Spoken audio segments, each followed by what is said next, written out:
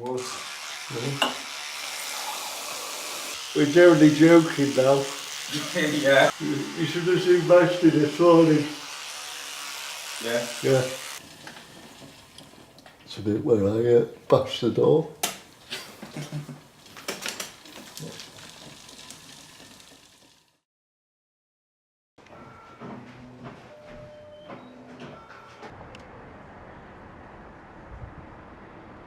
Well, CASA started in 1976 when one of its founder members, Margaret Elliott OBE, so we now have to bow when she comes into the room, set up something called Little Women, which was a bunch of working class housewives in Sunderland got together to set up not a care company but a grocery shop which had a nursery on top for their kids. And what Margaret learned from that experience was the power of cooperation, how a bunch of working class women can get together and set up their own business and deliver. And that morphed into Little Women Household Services in the late 80s. And then in 1991-92, Sunderland City Council tendered for its home care services.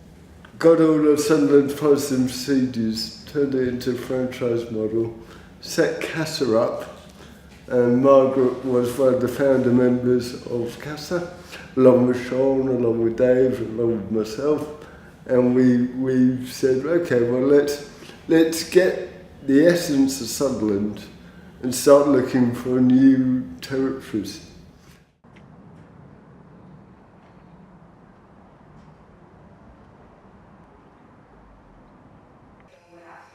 It was the biggest council estate in Manchester within Shaw, and we were here to put people back into the work.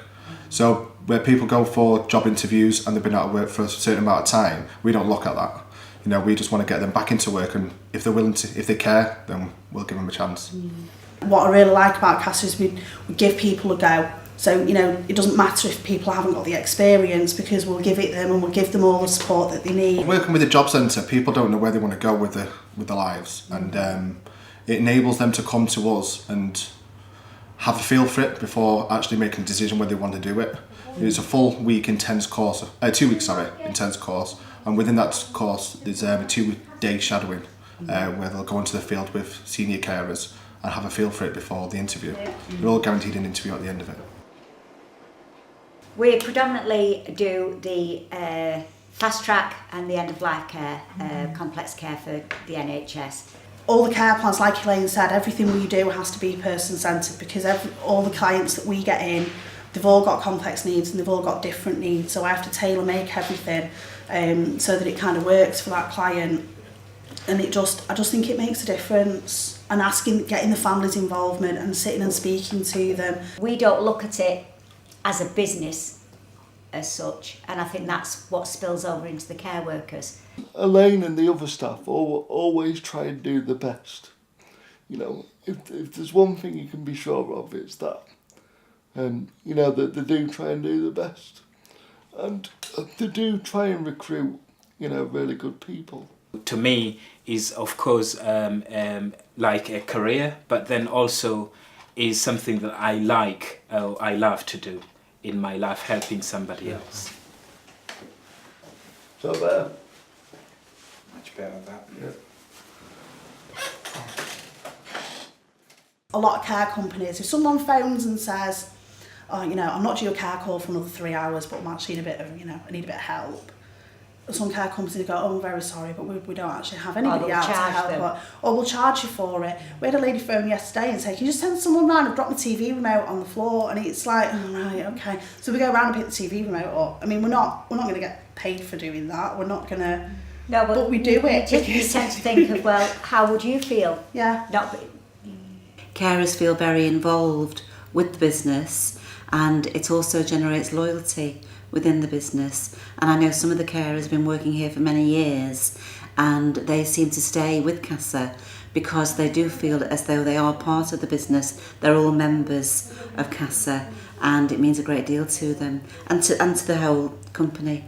They feel, because obviously they're a part of it, Yeah. and they see us, so it spills down, it cascades down to them, and their behaviour then becomes that, you know, you tend to find that you retain staff more. And Yeah. Not only do you have the management structure, everyone's on the same level. You're spoken to with the same respect as you would anyone. You are all owners, and you're treated as an owner here. You know, you get to know information that no other branch, no other company would tell you, whether it's financial reports, how the branch is actually doing, how many hours we're delivering. You know, you're all included in everything. Each employee member of General Council is what's called an employee engagement champion. So not only do they attend General Council, their function role is to engage with the workforce at a local level. I'm the voice for the carers, so if they have an issue, you know, and this can be anything from they want to order some fleeces for the whole team, or they have a query with wages. You know, it has to be like, we want to be weekly or monthly pay. They have a say. Being owners, they have a say. You know, you do the things, good things that you expect people to do for you. Yeah. That's Cheers, all pal. done. We compete against large multinationals, so care is a very big business these days, regulated by the Care Quality Commission, so a highly regulated, very low margin kind of industry. It's a very tough industry, because essentially we've got fairly low paid employees working alone in the homes of very vulnerable adults. How would I say, the capacity of them helping or giving things that they need to their staff, they cannot do it because maybe they can afford it. You know, because if they will, you know, spend every penny that they will be making a year, probably they will go out of work. And when they go out of work, I will go out of work. So they've got to do it cheap. Our main customer on the whole is local authorities and the NHS, so it's public sector procurement, and there are no favours at all for social enterprises. I know it's different elsewhere in Europe, but certainly in the UK it's a very, very competitive market, and the Social Value Act has made absolutely no difference whatsoever.